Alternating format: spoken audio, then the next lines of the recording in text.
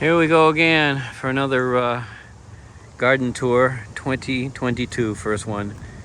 And it's very windy out right now, but this is just after first planting it. It's, gosh, 9, 10, it's June 9 or 10, somewhere in there. It's a Friday. So we'll start with the pot where I usually do here. And this year we're gonna grow a lot more Swiss chard. I even got some more to plant. But right now, here's 2 pots of Swiss chard.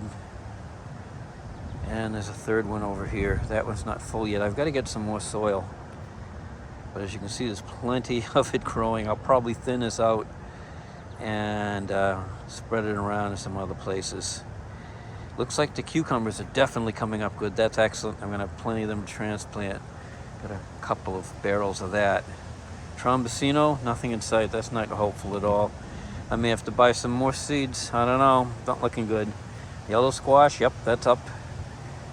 And this is something that was given to me. As well as, boy, there seems to be, I think that's maybe some more cucumbers coming through there. I like to plant a lot of cucumbers. These are some various other kinds of squashes in a neighbor planted. We'll see how well they do as I've been giving those. I forget what they were called, but they're unique. I did get a little stick to label them with. And these are my transplants. These are, I think, the cucumber transplants. Yeah, there's a label down there, right there, slicing, it says, slicing cucumbers. And there's a couple of those in pots here. And we'll see how those end up doing. Peppers always grow better in pots, so I'm not even attempting to grow peppers in the garden this year because none of them have worked out well. So that's why that's that way. We're starting another row of pots here. And this summer I may create this, we'll see, as an experiment. These are new pots, gonna fill them up. And looks like that one needs holes in it. Or does it? I don't know, because it's just water. The ones with holes, they drain. So that one might need to be drilled out. 2 more peppers. Nothing in that one. Nothing. Now, most of this has nothing in it. But this is going to be a second row here on the edge where there is no soil. It's all kind of covered over. We've never tilled it, never made any kind of gardening area out of it. But the idea is to have 2 rows like this. And what I want to do is get, I don't know, probably 2 cinder blocks and put them down here, one in the middle and one at the end. And then we're going to get a nice wide board and put that across this whole thing. And then all of these up on top of it, which will make a raised garden for me to do some container gardening up in the air. That was my thought, and we'll try to do this row as well. So 2 rows. This will be something ongoing for the summer. Let's see if I complete it, but that's what my thought was. And if it works well, guess what's going to happen? I'm going to convert this whole garden to the exact same thing. For as much as I can. It might be a little bit of it I don't, but up in the air will be a lot easier for my back. Just saying. Okay, so here's the squash plantlets that here in the first actual row is squash plantlets and zucchini. There's yellow squash and zucchinis. And then we get into a few of the cucumbers. And then here's some more on the second row of the, this is yellow squash, I believe. And this is, yeah, I got 2 of them they gave me. Interesting. Don't usually get 2, see? And then here is, I believe that's broccoli. Let's see. Yes, these are broccoli transplants. If a pest gets in here, they could eat these. We do have pests around. We've seen woodchucks, and we now have frickin' rabbits. Which probably have a much better chance of sneaking in here. So we'll see what happens. But 2 or 3 rabbits have been spotted by Judy. We have lots of holes to put plantlets in that sprout up in the pots over there, that germinate that way. So I've got some extra room here, plus I got all those pots I'm going to have. So I've really increased the amount of stuff I could be growing. Again, let's see, I think those are Brussels sprouts. Those other 2 on the left, Brussels sprouts. 1 squash, 1 toad. Hey, we've got a couple of them in here. We got a couple of them, and I love them. They're my insect eaters, so let them stay. We've got another one that's a little bigger than that, but I always entice them to stay here.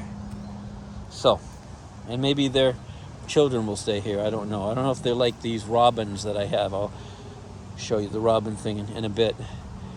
Right here, I've planted this stretch here with, I forget which it is, beans. It's either beans or it's peas, right in this stretch up to where the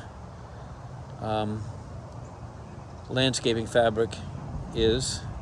That's row 1, 2, 3, 4. Row 5 from the edge. I'm counting from the edge near the house. We have, let's see, I believe these are all cabbage, but I'm not sure. No, those don't look like cabbage. These look like cabbage. But anyway, I've got a combination of cabbage, Brussels sprouts, and such on this row, and 1 lone tomato plant. This row here, these are some pole beans, some special pole beans. I think she labeled them. Let's see, what does it say? Purple noodle beans, that these 3 are. When they get high enough, I've got over here, I've got a trellis thing to grow them up on. So that'll be cool. And then this row here, this part has nothing in it yet. Down there by the chives is either beans or peas. Not sure which. And we have the crazy motorcyclist out there who makes noises all the time. Sometimes he horses around a parking lot. He's not fun to listen to. All right, so yeah, lots of tomato plants here. Jerusalem artichoke still sitting back here. All my caging material here, and then there's some more you saw over there. Some free stuff I got last year and haven't used. There on the left, you can see it's new right next to the red climbing, whatever we're going to call it, climbing ladder. This is going to be chopped out. These are irises, they've done blooming. I'm going to be chopping these out and moving them to the edge of the yard, so they're not going to be here, hopefully by the next video, but we'll see. And here is where I've been dumping my compost from my composter. I have 2 of them filled with leaves. That's brown matter to get the compost going. And 2 of them have dirt, compost dirt in them. And I have 2 more, which you'll see in a second as I head over there, that have manure. Trying everything I can to try to get the rotary composter to work. But I did get a lot of good compost, and that got mixed in with the stuff this year. Here it's a mess. The irises are mixing in with this. So I've got to somehow trim and straighten this out. The flowers are pretty. One time there was roses here. I don't know what this is now. I'm going to have to try to identify it and square it away. I've been trying to chop stuff out that is growing together. So this is all the extent of doing my gardening through the summer here. The biggest part is this push at the beginning. There's the water barrel that I fill up. There's 2 peppers in there. And these are the beginnings of the wall of glory. There are many more of these morning glories coming up everywhere all along here. That there is what used to be again a rose plant bush, but I don't know if I see any roses from it anymore. Lots of morning glories here. And I guess that's kind of it. Oh, this plant here, I think I identified it once. I pulled up a picture of it, used Google Lens, and it told me what this was. But it has these things that bloom, and they look a lot like daisies. So, okay. So, there is some rhubarb back here. It really isn't getting big enough. I wish this was super big so I'd feel like, you know, cutting some of it. These stalks aren't very big at all. I wouldn't feel good cutting them. Maybe I'm gonna put some, I gotta see if they like it, or put some manure on the top of these things. See if that'll help them out. Those are my two rhubarb plants. I love rhubarb, strawberry rhubarb pie. So, all right. And then working my way over here, I should say that the apple tree is looking good to give a lot of apples this year. That's, sorry to make you dizzy, it's right up here. I haven't actually specifically looked at it. And the grapevine is looking its normal self to give a good amount of grapes if I want to make grape juice. I haven't really noticed if we're getting, yes we are, we're getting lots of buds. There's some right there and some up there. So we will be getting apples. They're Granny Smiths. They're not great eating apples, but they're really great cooking apples. Apple crisp, apple pies, things like that. And then the grapes here, they're great for like making grape juice, like Welch's. But I guess if you're into it, you could make a lot of other things. And that's growing all through here. I have to keep trimming this back or it'll take over the yard in the direction that it's heading, the direction that the sun is shining. So I'm walking towards the shed, which is here. There's the rotary composter. It's almost full at this point with anything that's going to compost, so I'm not adding much.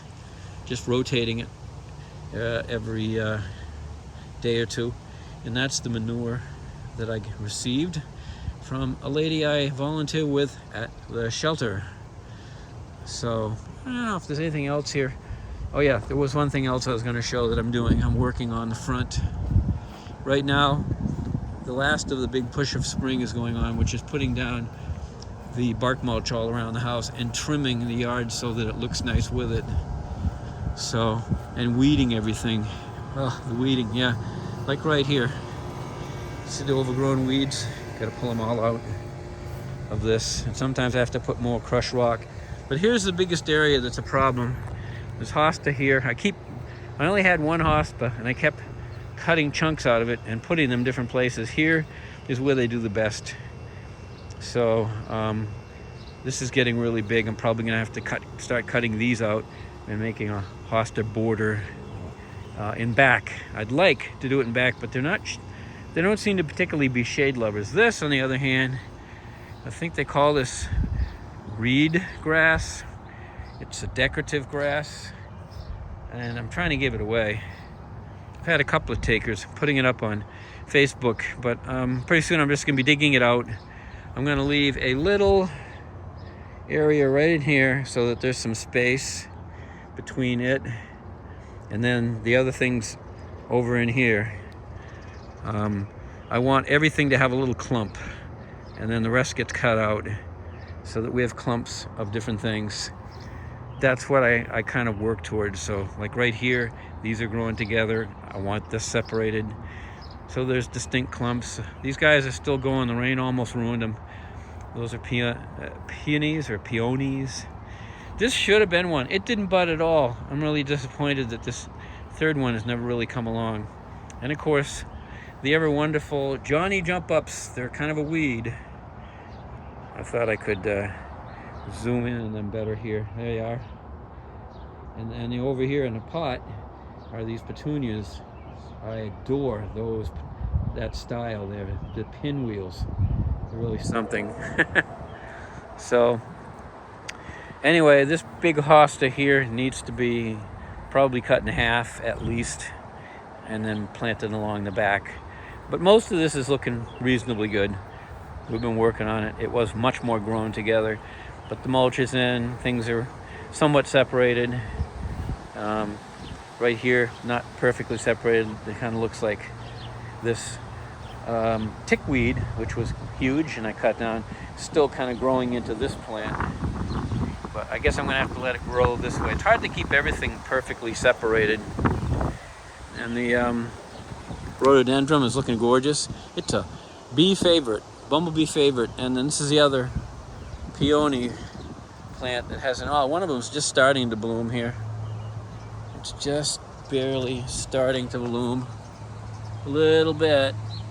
They'll be coming in, and the ants love these things. You take them inside and that's it. And I've got to cut some of these out. These are all irises. So I've got to hopefully maybe cut some of these out this year. So that's the work to be done this season in the overall gardening, but it gives me something to do. And since gardening is what this video has always been about, is what I'm trying to do here. In fact, here is one of the irises I moved. Irises are just amazing. You take them, jam them in the ground, and boom, they take. Because there they are. I just barely put these in right in here. They were from around the garden. I mean, around where you just saw there, near the driveway. Believe me, they'll take right there. They'll have no problem doing that at all. My idea is to just extend the line of them along here. They'll cover up what's behind, and you'll just see a line of irises and hosta and such is what I'd like to have all the way across to in here, and it'll just cover over whatever's down behind it. They'll just grow big enough and look nice. So that's what I'm doing in here. This is a ground cover that is covering in here all by itself. Judy doesn't want to get rid of it, but I got to weed it out. You can see there's some interlopers in here that I'd want to pull out so that it would just be all one thing. And on the other edge, it's a mess.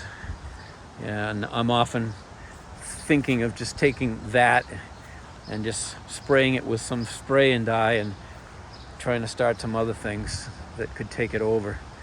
So it's covered, no doubt. It's covered. It's just covered with a mess. I did put some of this reed grass in here, and it could begin on its own to take over. It could do that and take over the edge of this. It's real good at making the grass kind of firm up and everything. And that's kind of most of it. This is Judy's favorite area. And now that I've got the pH under control, it's actually growing grass pretty easily. It used to be old moss. Judy said she doesn't like the fact that it's growing grass. I said, really? You wanted moss there? She said, yes. But as you can see, I was purposely putting lime here because I thought it would be good to just bring the pH under control. Had I known, I would never have spent the expense or effort. But if I leave it, it will eventually acidify again. The grass will die out and the mold or moss will come in and take over. But that's Judy's favorite area. This is what used to be the Japanese willow, which grew horizontally. It just got more and more horizontal, and it's now deteriorating. We thought it might try and maybe even be able to come back, but it's not really. You can see there's a little bit growing out of it here, but, well, not really. It's pretty much dead. So if it presents itself as totally dead, then I'm just going to saw it up as much as I can, and then maybe eventually it'll just be a lump in the garden, a decorative lump of wood that used to be a tree. But the other trees and stuff are doing well, and I can't complain. Our little backyard paradise is a place we love to sit, listen to birds. Judy loves to feed the birds, and she used to love to feed all of the turkeys. She gave that up, which is a good thing. Here is something to talk about, and then I'm going to end this video. Well, actually, a couple things here. This is where the compost pile is. It's next to my shed, and when I'm doing the grass or anything else and I'm dumping the material, I always dumped it in this area. It's gotten huge, as you can see. It's like a little mountain here. What I would love to do is get some contractor to come in here with some excavation equipment and just take all this for topsoil fill. It's not good for putting on stuff you're going to eat, but it's perfectly good for any other use as rich soil. So I'd like to find somebody who would come and take it. I'm going to be actively pushing that out there on the Facebook Marketplace and hoping somebody will take us up on it. And then I will continue throwing stuff. I'm going to be going into this area where I put a lot of brush and stuff so that all of that will compost. We cut down a lot of trees last year, sideways ones, other dead ones, chopped them up, and it's gone back here. So this is all got to just, naturally degrade down over the banking here. This makes for a nice little path to get out into the woods. However, you can just kind of walk up and over this and down, and you can get down there. And if they dig this down, well, it'll just be a little bit easier even, and you can get right out in the woods. And we don't like to walk in the woods, too many ticks. So here we have the back of the shed, and here we have a miracle of Mother Nature. And what this is, it's not in use now, is a robin's nest. It is always put in exactly the same place. It has been happening at this exact location, and I do mean exact, for at least 10 years. It's on this ladder. I've looked back in pictures, and you can see there's like a space between these rungs. So it's first space, second space, third space. Right in here. It's either the second or third space. Generally, it's always at this end. It's not in the middle. It could be down there. It could be a lot of places. It's always this end. My thought is robins have a memory, and they remember where they were born, because robins only exist for a couple of years, and then that's it. They're done. So they have a memory, and so they fly. If they fly off, I don't know if these robins we have winter or not. I don't know how to figure that one out. But if they fly off somewhere else, then that means every year they fly from far away, all the way into New England, all the way to New Hampshire, all the way to Manchester, all the way to my street. Find this shed, or find my house, find this shed, find the ladder, and find the exact position on the ladder, and boom, there's another nest, because I take this out every year. So go figure. Is that a GPS built in or what? Is Mother Nature amazing? All I can tell you is that's what's happening. And that's it for this time. Take care.